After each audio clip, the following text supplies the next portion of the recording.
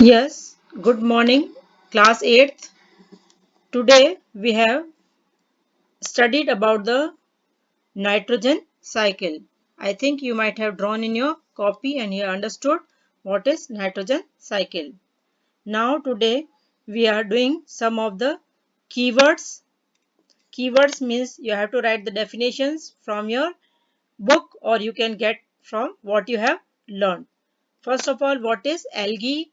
Then what are antibiotics? Then what are antibodies? Then what are bacteria? Then what is carrier? What are communicable diseases?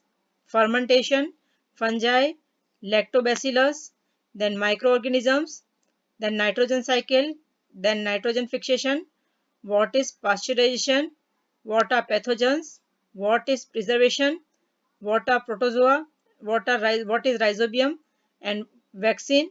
Then after that, what is virus, then yeast.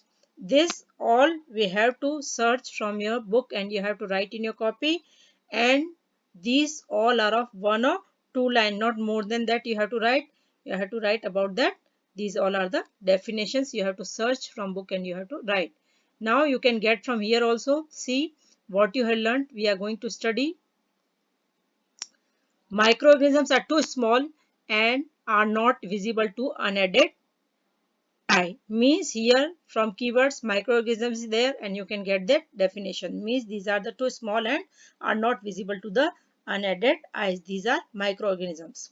Now they can live in all kinds of environment. These microorganisms can live in all kinds of environment, ranging from ice cold climate means to in a snowy area, to hot spring where are too much hot, and desert, and to marshy lands means where deserts are there and where marshy lands are there near the coastal area. These all live, they can found anywhere.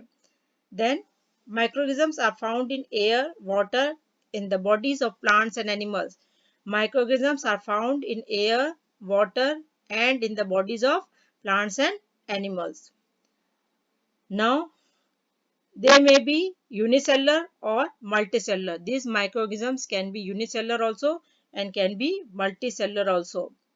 Then see the examples. Microorganisms include bacteria, fungi, protozoa, and some of the algae. Again, I am repeating, microorganisms include bacteria, fungi, protozoa, and some of the algae. Viruses, though different from above mentioned living organisms, are considered microbes. Means viruses are somewhat different from there and they are said to be microbes. Now, viruses are quite different from other microorganisms. These viruses are somewhat different from microorganisms. They reproduce only inside the host organism. Means they reproduce inside the host of organism. Means outside they are you can see non-living, but as it entered the body of a living, uh, it becomes a living. That is, viruses are quite different from others. They reproduce only inside the host organisms, bacterium, plant, or any of the animal cell. Viruses can grow in the host organism, then in bacterium, plant, or animal cell. These are the host organisms. Now, some microorganisms are useful for commercial production of medicines and alcohol. We have studied earlier, means some are very beneficial, so they are useful for commercial production of medicines and alcohol. Then some microorganisms decompose the organic waste and dead plants and animals into simpler substance and clean up the environment. In nitrogen fixation they are used. So some of the microorganisms decompose the organic waste and dead plants and animals into simpler substance and clean up the environment. Now protozoans cause serious disease like dysentery and malaria. Protozoa means that are female Aedes and all that, Anopheles. These are the part of protozoans. They can cause serious disease like dysentery and malaria. Then some of the microorganisms grow on our food and cause food poisoning. And some of the microorganisms, they grow on our food and cause food poisoning. You can see that is yeast. Then some of the microorganisms reside in the root nodules of leguminous plants. They can fix nitrogen from air into soil and increase the soil fertility. When that are rhizobium, they help in nitrogen fixation. Then some bacteria and blue-green algae present in the soil fix nitrogen from the atmosphere and convert into nitrogenous compounds. And some of the bacteria and blue-green algae means they are living in symbiosis, and in the soil they fix nitrogen from the atmosphere and convert into nitrogenous compounds. Then certain bacteria convert compounds of nitrogen present in the soil into nitrogen gas, and it is released to the atmosphere again, means it is the part of nitrogen cycle. Means some of the certain bacteria, they convert compounds of nitrogen present in the soil into nitrogen gas again, and which is released to the atmosphere. Now here we are going with the fill in the blanks. Microorganisms can be seen with the help of a microscope. Okay, answer will be microorganisms can be seen with the help of a microscope. Blue green algae fixed directly from the air to enhance fertility of the soil.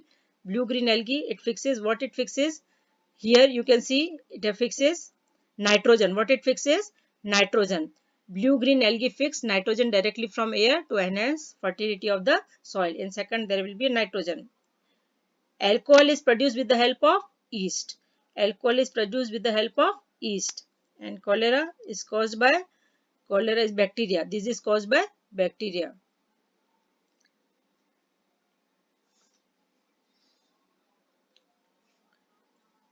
Now take the correct answers.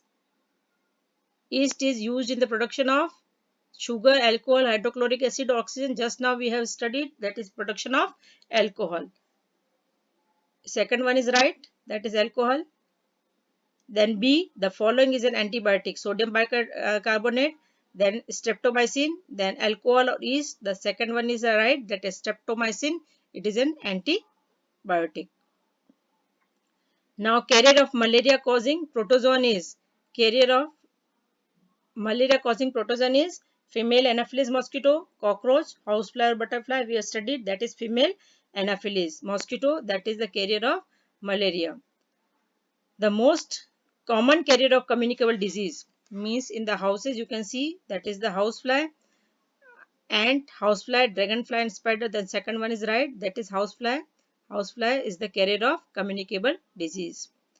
Now bread of idli duff rises because of the bread of idli duff rises because of heat, grinding, growth of yeast cells, or kneading. That will be growth of yeast cells. The bread of idli dough rises because of growth of yeast cells. Then last one, the process of conversion of sugar into alcohol. The process of conversion of sugar into alcohol, that is said to be fermentation. Means nitrogen fixation, molding, fermentation or infection, that is the fermentation. So students, you have to do that much only today. First of all, the definitions you have to search by yourself, and then you have to do fill in the blanks and take the correct answers in your copy. So I have given you answer. If you have not understood, then you have to search in book and you have to write that.